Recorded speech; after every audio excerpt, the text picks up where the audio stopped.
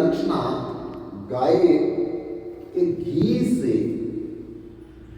अगर हम दीपक जलाएं तुलसी के सामने, आकाश में, जहां फिर भगवान के आगे, तो उनके घी से ओजोन गैस बनती है और एक तोला घी का दीपक जलने से 1 क्विंटल ओजोन गैस बनती है। जो हमारा जीवन है, जो हमारा प्राण है, जो कम होती जा रही है, तो इसमें व्यर्थ क्या जा रहा होगा? वातावरण शुद्ध नहीं रहेगा। पीछे वातावरण शुद्ध ना होने के कारण कोरोना में कितने लोग मर गए। भले भोजन मिल रहा था, पानी मिल रहा था, पर इस वातावरण में ऐसे कीटाणु, ऐसे जीवाणु, बीमारी वाले आ गए कि श्वास से ही अंदर बीमारी शुरू हो जाती है। तो वातावरण शुद्ध होना बहुत जरूरी है। इतना भोजन शुद्ध होना जरूरी नहीं, इतना जल शुद्ध होना जरूरी नहीं, जितना हमारा ये वातावरण होना। क्योंकि 24 घंटे तो श्वास तो हमको लेना ही है। रोटी भले ना खाए, पानी भले ना कुछ समय पिए, लेकिन श्वास तो नहीं हम लोग भले रोक सकते, तो हर समय चाहिए। तो इसलिए जो लोग कहते हैं कि इतना घी बर्बाद कर रहे हैं, पकौड़े बना करके नहीं खा सकते। अरे पकौड़े तभी खाएंगे जब जिंदा रहोगे। तो जब जिंदा ही नहीं रहेंगे तो पकौड़े कैसे खाओगे? तो जब वातावरण भी शुद्ध नहीं होगा, तब पकौड़े कौन खाएगा? समोसे कौन खाएगा? रोटी कौन खाएगा? इसलिए सनातन में हर चीज साइंटिफिक है, लेकिन जर्सी गाय का दूध जो है वो जहर है। उसकी बात नहीं हम कर रहे। जर्सी शब्द कहां से आया पता आपको?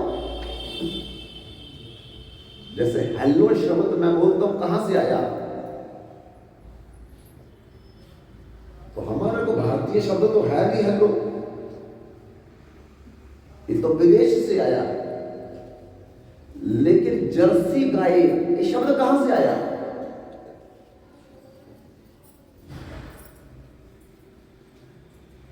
आपने सुना होगा, अमेरिका में एक सिटी है जिसका नाम है न्यू जर्सी। अमेरिका में एक शहर है जिसका नाम है न्यू जर्सी, और वहां लेबोरेटरी में साइंटिस्टों ने हमारी भारतीय वेद लक्षणा गाय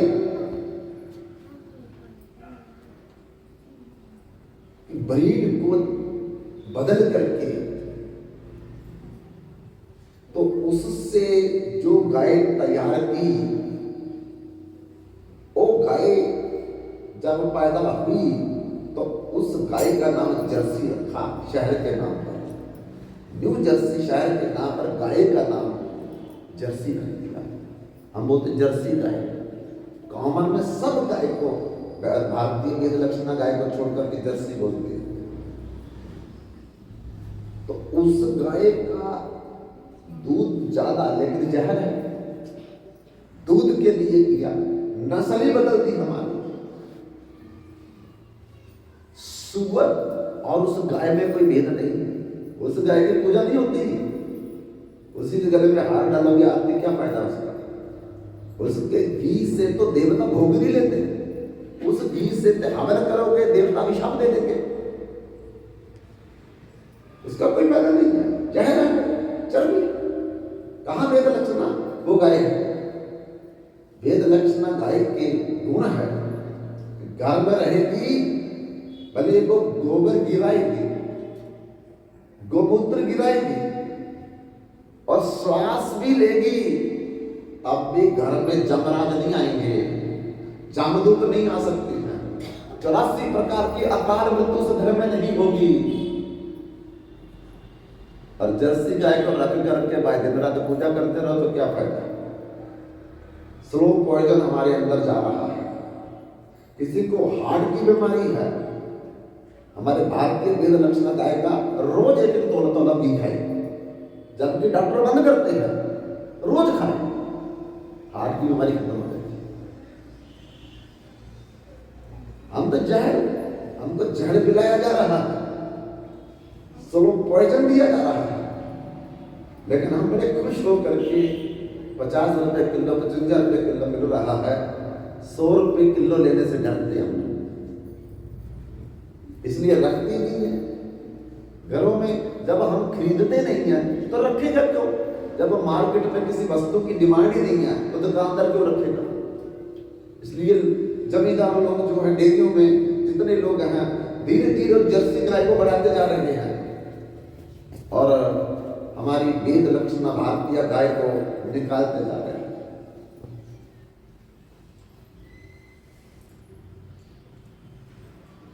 बंधुओं, भगवान जब तक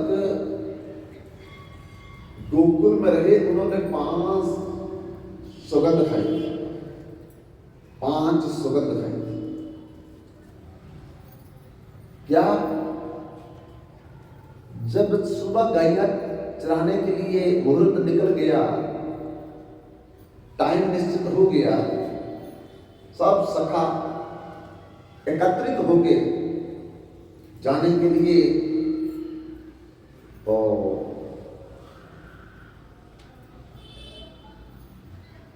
गैया आगे आगे चलने लगी। कभी सोचा आपने गैया आगे क्यों चलती है? ग्वाले पीछे चलते, आगे आगे गैया, पीछे पीछे ग्वाल है ना वजन, तो गैया आगे ग्वाल पीछे क्यों चलते हैं? क्या कारण है? एक उसी समय से प्रचलित बात हुई।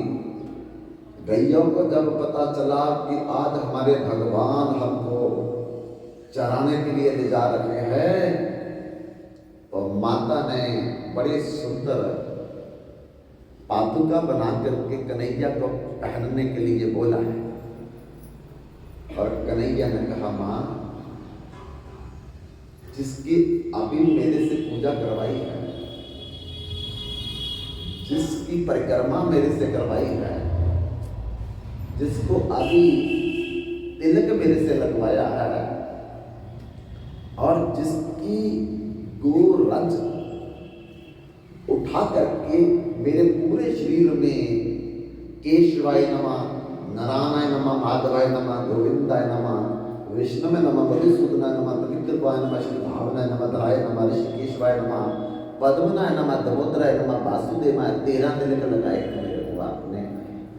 अब फिर माँ गाय की पूंछ पकड़ करके 7 बार मेरे पैरों से सर तक घुमाई है कि मेरे बच्चे का अनर्थ ना हो। बाहर जा रहा पहली बार गैया लेकर के, तो वो हमारी माँ है। अगर माँ नंगे पांव चले तो पुत्र पादुका पहन करके चले तो ये अच्छा लगेगा? माँ नंगे पांव, माँ के पांव में चप्पल नहीं है, और बेटा ब्रांडेड कंपनी के महंगे बूट पहन करके पीछे पीछे चल रहा है, तो लोग क्या बोलेंगे कि माँ नंगे पांव चल रही है और पुत्र ब्रांडेड कंपनी के बढ़िया शूज पहन करके चल रहा है, अच्छा लगेगा? मैया ने बोला, मतलब क्या? भगवान ने कहा, मतलब यही है, जान तो जितनी 9 लाख गैया है, इनको भी आप पादुका पहना हो और फिर हम भी पहन लेंगे। अगर इनको नहीं पहनानी तो फिर हम भी पहनेंगे। तो भगवान ने 5 प्रतिज्ञा समिति गैया के सामने, जब तक मैं गैया चराऊंगा पादुका नहीं पहनूंगा, पैरों में जूते नहीं पहनूंगा। दूसरी भगवान ने प्रतिज्ञा की, मैं अपने बाल नहीं कटाऊंगा। तीसरी प्रतिज्ञा, भगवान ना कि जब तक गैया चलाऊंगा सिले हुए कपड़े नहीं लगे। और चौथी प्रतिज्ञा की कभी भी हाथ में शस्त्र नहीं उठाऊंगा। जबकि भगवान कृष्ण का शस्त्र सुदर्शन मनकाने, लेकिन भगवान ने कहा मैं शस्त्र नहीं उठाऊंगा। और पांचवी प्रतिज्ञा भगवान ने की, मैं कभी पढ़ने के लिए गुरुकुल नहीं जाऊंगा। तो देखो ये पांचों प्रतिज्ञा मथुरा में भगवान ने कोई सिले कपड़े भी पहने, पादुका भी पहने, सांदीपनी ऋषि के गुरुकुल में पढ़ने के लिए भी गए, वहां मुंडन संस्कार भी हुआ। और फिर जरासंध को अपने शस्त्र से युद्ध भी किया। लेकिन गोकुल में ब्रज में जब तक भगवान गैया को चलाते रहे तब तक उन्होंने ये 5 प्रतिज्ञा को खंडन नहीं किया। इसलिए बंधुओं आज बड़े दुख से कहना पड़ता है, बड़े दुख से कहना पड़ता है। कोई मैं अपनी बात नहीं कह रहा, ये बात भागवत में लिखी है। परीक्षित महाराज को जब सुखदेव गोस्वामी 84 प्रकार के नरकों का वर्णन कर रहे थे तो उनमें से एक नरक का नाम आया प्राण रोदन नरक। प्राण रोदन, अरे जिसके कष्ट से, दर्द से प्राण भी रोदे, प्राण भी रोदन करना शुरू कर देता है। इतना भयंकर दर्द था, कष्ट था उस नरक में। सरिये लेकर के उनको आगे तीखा करके गर्म करके शरीर के आर पार, लेकिन मरना है नहीं। जलता है आदमी लेकिन मरता है नहीं, क्योंकि सूक्ष्म भी है। तो लगातार कष्ट, जमदूत पीछे से, बाएं से, दाएं से आर पार कर रहे हैं, मार मार करके आगे पीछे मरना है नहीं, कष्ट है, रो रहा, चिल्ला रहा, कोई माफी नहीं, कोई माफी नहीं। जब तक मनुष्य जन्म है माफी, उसके बाद कोई माफी नहीं। जब तक आखिरी श्वास है तब तक अगर हम प्रायश्चित कर ले, माफी मांग ले, क्षमा प्रार्थी कर ले, सब कुछ माफ हो जाएगा। भगवान कहते काटा मार दूंगा मैं तुम्हारे पूरी भाई पर। भगवान प्रतिज्ञाबद्ध है, साणमुख हुई जीव मोहि जगे, जन्म कोटि अग, अग मैंने होता पाप, जन्म कोटि अग नाश ही तब। जिस दिन कोई प्राणी मेरे सामने आकर के हाथ जोड़ कर प्रणाम करेगा, मेरी परिक्रमा करेगा, मुझे भोग लगाएगा, मेरा सत्संग सुनेगा, मेरा कीर्तन करेगा, उसी दिन मैं उसकी जितने भी अनंत करोड़ों जन्मों की फाइल है मैं काटा मारूंगा, उसको कोई पाप का फल नहीं है। जिस दिन उसके पीछे सारा पाप, आज हो जाएंगे तो पिछला पाप, कल हो जाएंगे तो पिछला पाप, अगले साल करेंगे तो पिछला पाप, नहीं तो सब भोगना पड़ेगा जो किया है। पर हमने जो जो किया है उसका आगे फल क्या मिलने वाला हम सोच भी नहीं सकते, सोच भी नहीं सकते। मन में भी किसी के बारे में बुरा सोच लिया, उसका भी फल भोगना पड़ता। जमपुरी में जाकर के जमदूत के द्वारा पड़ताड़ नदी जाती है, चुप करके जो किया उसका भी। और अच्छा तो हमारे से हो नहीं रहा, इसलिए एक ही तरीका है, भगवान की बात हम मानिए। सक्री दीप प्रपन्नाय तवास्मि च जाचते अभय सर्वभूतेभ्यो ददामि तद्व्रतम मेरी प्रतिज्ञा है, मेरा व्रत है। जब कोई प्राणी मेरे आगे हाथ जोड़ करके कान पकड़ करके बोल देगा, हे भगवान मैं आपका, भगवान कहते टाटा, उस दिन फाइल बंद, बस सब माफ हो गया। उसको न स्वर्ग में भेजेंगे न नरक में भेजेंगे, सीधा मैं जब मेरे पार्षद विमान उनके घर में उतारेंगे छत पर, और उस विमान में बिठा करके सीधा बाय एयर जो है मैं अपने धाम में ले जाऊंगा। न तद्भाष्यते सूर्य न शशंको न पावक यत् कृत्वा न निवर्तन्ते तद्धाम परमम्। उस मेरे धाम में दिव्य शरीर मिलता है, दिव्य पदार्थ खाने को मिलते हैं, दिव्य रिश्तेदार मिलते हैं। ये सारा ऐसा ही होगा, लेकिन दिव्य होंगे सारे। वहां किसी को मरना नहीं है, किसी की उम्र बढ़ेगी नहीं, 16 साल तक होगी, फिर उसके बाद में बढ़ेगी, जवान पूर्ण जवा तक, उसके बाद में बढ़ेगी। खाने वाले पदार्थ कभी बासी नहीं, दही कभी बासी नहीं होगा, फिर पैसे से खरीदना नहीं है। सब वृक्षों में फल लगे हैं, कभी बासी नहीं। हर चीज विमान है, इशारा करो, जहां जाना घूमो अपने रिश्तेदारों के साथ, बस एक ही उसके लिए मेहनत है, भगवान के आगे हाथ जोड़ करके कान पकड़ करके बोल दो मैं आपका। इसके लिए सत्संग रोज होता है। कार्तिक मास में निजम किया जाता है कि इतनी समझ आ जाए मैं भगवान का।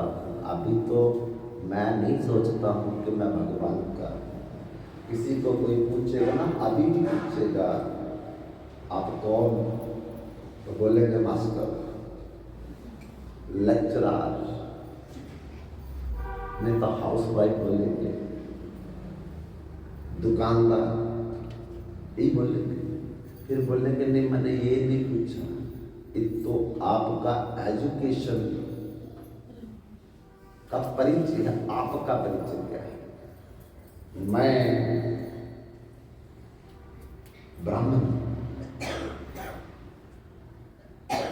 मैं आपके शरीर का परिचय नहीं पूछ रहा हूं। आप ब्राह्मण धर्म में पैदा हुए तो ब्राह्मण बोलते हैं, अगर क्षत्रिय धर्म में पैदा होता तो क्षत्रिय बोलते हैं, वैश्य में शूद्र में तो परिचय बोलेंगे, ये शरीर का परिचय। आप कौन है? मैं हिंदू, अगर मुसलमान कंट्री में पैदा हो जाते तो मुसलमान हो जाते, चाइना में पैदा होते तो चाइनीज हो जाते। मैं ये परिचय आपके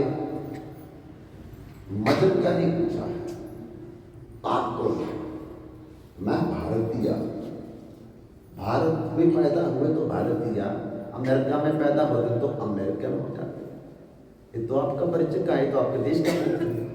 आप कौन है? Who are you? कुछ नहीं पता, कुछ नहीं पता।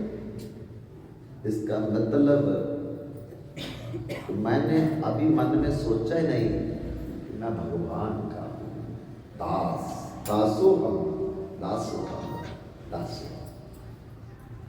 मैं भगवान का दास, ईश्वर अंश, जीव अविनाशी, चेतन अमर सहज। रामायण में लिखा है और गीता में भी लिखा है, ममैव अंशो जीव लोके जीव भूत सनातन। ये जीव मेरा अंश है। और आदि गुरु शंकराचार्य ने बोला, अहम ब्रह्मस्मि। ब्रह्म का मतलब दो होते हैं, इसका मतलब परमात्मा भी होता है, इसका मतलब आत्मा भी होता है। तो कहाँ क्या लगाना है? जब हम कहेंगे तो हम तो कहेंगे कि हम भगवान के अंश आत्मा रूप में है। जब भगवान का परिचय देंगे तो वही ब्रह्म परमात्मा बोले। वेद की भाषा हम नहीं समझ सकते कि ब्रह्म के किस अर्थ को कहाँ लेना है, तो हम उल्टा ले लेते। अहम ब्रह्मास्मि का मतलब समझते मैं भगवान हूं। नहीं, मैं आत्मा भगवान का अंश हूं। ये जब तक हमारे अंदर पक्के तौर से रजिस्टर नहीं हो जाएगा, अब तक हमारी फाइल बंद नहीं होगी। ये फाइल लगातार चल रही है। हमारे 3 प्रकार के कर्म होते हैं, संचित कर्म, प्रारब्ध कर्म, क्रियामान कर्म। संचित कर्म क्या होते हैं? जितने आज तक हमारे जन्म हुए हैं उसमें जो हमने पाप पुण्य किए वो एक खाते में जमा कर। पृथ्वी पर पहाड़ छोटे पड़ जाएंगे लेकिन हमारे पाप की ऊंचाई ज्यादा बढ़ जाएगी। इतने पाप होंगे, इतने पाप कब खत्म होंगे बताओ? कोई नहीं सकता। अभी भी और चढ़ते जा रहे हैं, क्योंकि जब पाप जब पुण्य, जब पाप जब पुण्य, पाप भी पाप पुण्य भी पुण्य, दोनों पाप है। किसी के हाथ में सोने की हथकड़ी लगा दो कि तुमको सोने की हथकड़ी डाल करके जेल में बंद करेंगे, और किसी को बोलेंगे लोहे की हथकड़ी डाल करके बंद करेंगे जेल में, तो जेल में तो बंदी है, हथकड़ी कोई भी लगा दो। ऐसे पाप और पुण्य दोनों ही एक है, दोनों गर्त में डालने वाले हैं। तो जब हम पाप करते, जब हम पुण्य करते, तीसरा तो कुछ करते नहीं हम लोग। तीसरा तो तभी होगा जब भगवान से नाता जुड़ेगा। अभी संसार से नाता है तो कुछ भी करे, कथा सुनेंगे तो वो भी संसार में, वो भी पुण्य होगा। और पाप करेंगे तो वो भी संसार में रखेगा, उधर ले जाएगा नहीं, क्योंकि उधर तो नाता जुड़ा ही नहीं, नाता जुड़ा ही नहीं। एक व्यक्ति अमेरिका में किसी कंपनी में नौकरी कर रहा है, तो दिन रात मेहनत कर रहा है, लेकिन जब सैलरी मिलती है महीने के बाद तो तुरंत अपने घर में भेज देता है। अब बताओ, उस कंपनी में उसको कोई नाता है? अमेरिका देश से नाता है? क्यों? मान तो उसका घर में है, जो कमा रहा है वो कहाँ आ रहा? घर में आ रहा है। इसका मतलब ना अमेरिका से उसका कोई संबंध है ना कंपनी में उसका, वो तो पैसे के लिए कर रहा है। ऐसे हम जो कर रहे हैं अभी भगवान के लिए कुछ नहीं कर रहे, क्योंकि भगवान के लिए तो तब होगा ना जब भगवान से हमारा संबंध होगा। वो तो हुए ही नहीं। किसी ने भगवान को पुत्र मान लिया, किसी ने भगवान को पिता मान लिया, किसी ने भगवान को स्वामी मान लिया, किसी ने भगवान को सखा मान लिया। वो तभी कोई संबंध जुड़ेगा तो तभी तो भगवान की भक्ति होगी ना। वो तो अभी जुड़ा ही नहीं हमारा संबंध तो अपने पुत्र के साथ है, अपने पति के साथ है, अपने भाई के साथ है, अपने पड़ोसियों के साथ है, भगवान के साथ कर रहा है। जो कुछ हम कर रहे हैं उसका फल हमारे घर में जा रहा है। हमारा पुत्र पढ़ लिख जाए, हमारे पति ठीक ठाक रहे, हमारा कारोबार अच्छा चलता रहे, ये जो कुछ हमारे मन में चल रहा है ये सुन रहे हैं, उसका फल उधर जा रहा है। जब भगवान से संबंध जुड़ेगा तब भगवान से हमारा नाता जुड़ेगा, उधर सारा माफ, उधर फाइल ही खत्म। जब तक हमारे अंदर से बात बैठेगी नहीं तब तक हम लोग उस फाइल को बंद नहीं कर सकते।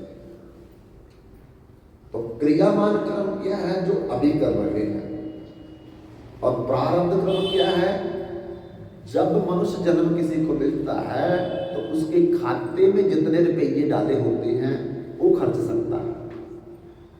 जब जन्म मिला भगवान ने संचित कर्म जो हमारी फाइल बनी है थोड़े से निकाले, इसमें दे दिए हमको। अब जब तक मनुष्य जन्म वो भोगने पड़ेंगे, जबरन भोगने पड़ेंगे, क्योंकि हमारे किए हुए कर्मों में वो कुछ हिस्सा मिला हमको।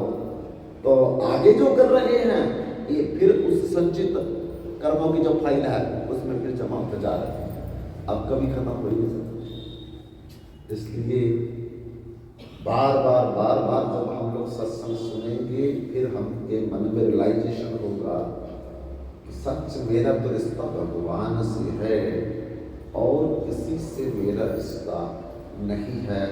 जब आंतरिक मन में ये विचार बनेगा फिर सत्संग जो सुनेंगे वो भगवान के खाते में जाएगा। दो तरह के कर्म होते हैं, एक गॉड सेंट्रल एक्टिविटी, एक सेल्फ सेंट्रल एक्टिविटी। एक कर्म करने का फल भगवान के खाते में जाता है, एक कर्म करने का फल हमारे या हमारे परिवार के खाते में जाता है। तो जब हम भगवान का बनेंगे तो भगवान के खाते में जाएगा, जब हम अपने परिवार के हैं, रिश्तेदारों के हैं, हमारा फल हमारे परिवार में जाएगा। इसलिए हमें गौ माता की सेवा के लिए कुछ ना कुछ निकालना चाहिए। कौन सी गौशाला में जाके दे आते हैं तो उधर तो सुअर ब्रीड है गाय सारी, सुअर से जो ब्रीड की गई है, बनाई गई है गाय, वो है सारी, देसी तो है नहीं कोई। तो पूजा भी क्या लगेगी हमारी, जितनी मर्जी आरती उतारते रहो, क्या फायदा। सुअर की आरती उतार दो तो गाय की आरती उतार दी, एक ही तो फायदा हुआ, वो भी सुअर से ब्रीड ली गई है और उसी का हम दूध पी रहे हैं। कोई गलियों में घूम रही है, रोटी ले रही है उसको हम लोग, तो इसका कोई फायदा नहीं हो रहा।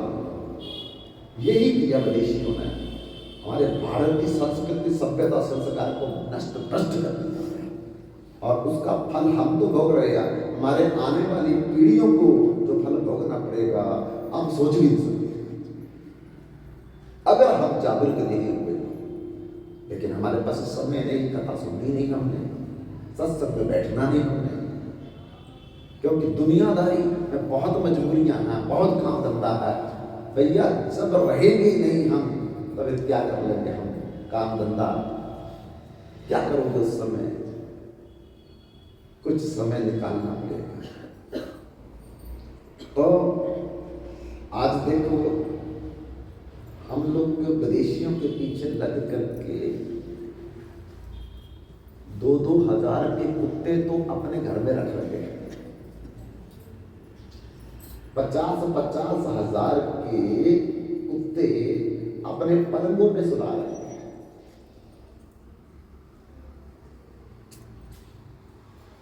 रसोई घरों में अंदर जा रहे हैं, गोदी में लेकर के घुमा रहे हैं, एसी कमरों में सुला रहे हैं, एसी कारों में यात्रा करवा रहे हैं। लेकिन हमारी गौ माता बेचारी लिफाफे खा रही है, गंद खा रही है, गर्मी में रोड पे धक्के खा रही है और उसका रक्त इस पृथ्वी पर लगातार गिर रहा है, कत्लेआम हो रहा है उसका। हमारा कसूर है, क्योंकि हम लोग थोड़ी तवज्जो नहीं देते हैं, तो उसका परिणाम अभी भी भुगतना पड़ रहा, हमको आगे भी भुगतना पड़ेगा। तो जब भागवत में सुखदेव गोस्वामी परीक्षित महाराज को 84 प्रकार के नरकों का वर्णन कर रहे थे, तो उसमें एक नर्क का नाम आया प्राण रोदन नर्क, जिस नर्क को देख करके प्राण भी रोने लगता है, इतना भयंकर दर्द होता है। तो परीक्षित महाराज ने सुखदेव गोस्वामी से पूछा कि महाराज, ये जो प्राण रोदन नरक है ये किन लोगों को मिलता है, जिन्होंने क्या पाप किया है जिनको ये मिलता है। तो सुखदेव गोस्वामी ने जो जवाब दिया वो हमको थोड़ा सुनना चाहिए। उन्होंने कहा, जो लोग अपने घरों में 4 जानवरों को दरवाजे के अंदर रखते हैं, ये नरक उनको भोगना पड़ता है। केवल अंदर रखते हैं, अपने घर के गेट के अंदर ये 4 जानवर जो रखते हैं, प्राण रोदन नाम का नरक का फल उन लोगों को भोगना पड़ता है। कौन से 4 जानवर बोले थे? एक कुत्ता अपने घर के दरवाजे के अंदर रखा है, जिन्होंने बेड पर चढ़ रहा है, रसोई घरों में जा रहा है, हमारे बरामदे में घूम रहा है। सुखदेव गोस्वामी कहते ये नरक उनको भोगना पड़ेगा। दूसरे नंबर पे जिनके घर में सुअर रहते हैं, तीसरा जिनके घर में मुर्गियां रहती हैं, और चौथा जिनके घर में बिल्लियां रहती हैं। ये 4 जानवर इतने खतरनाक हैं। कुत्ता, बिल्ली, मुर्गी, सुअर, इनकी आंखों से जीवंत जीवाणु निकलते हैं। जो भी चीज नंगी दिखाई जाएगी, इनकी आंखों के जीवाणु उस खाने वाली वस्तुओं में गिर जाते हैं और खाने वाले को कई प्रकार के रोग पकड़ लेते हैं। जिन घरों के दरवाजे के अंदर जो 4 जानवर रहते हैं, न देवता उनका भोग स्वीकार करते, न पितर उनका भोग स्वीकार करते, न भगवान उनका भोग स्वीकार करते हैं। उनके घर का कभी पितर दोष कभी खत्म नहीं होगा। इसलिए हम हाथ जोड़ करके आप लोगों से प्रार्थना करते हैं, आप सनातनी हो। अरे गो हमारी माता है, और तो किसी को हम माता नहीं कह सकते। 7 प्रकार की माताओं में सबसे श्रेष्ठ जो माता है वो गो माता को कहा गया है। धरती माता है, वेद माता है, गायत्री माता है, गंगा माता है, लेकिन लक्ष्मी माता है। उनमें सबसे श्रेष्ठ पहला स्थान जो दिया है वो हमारी भारतीय वेद लक्षणा गो माता को।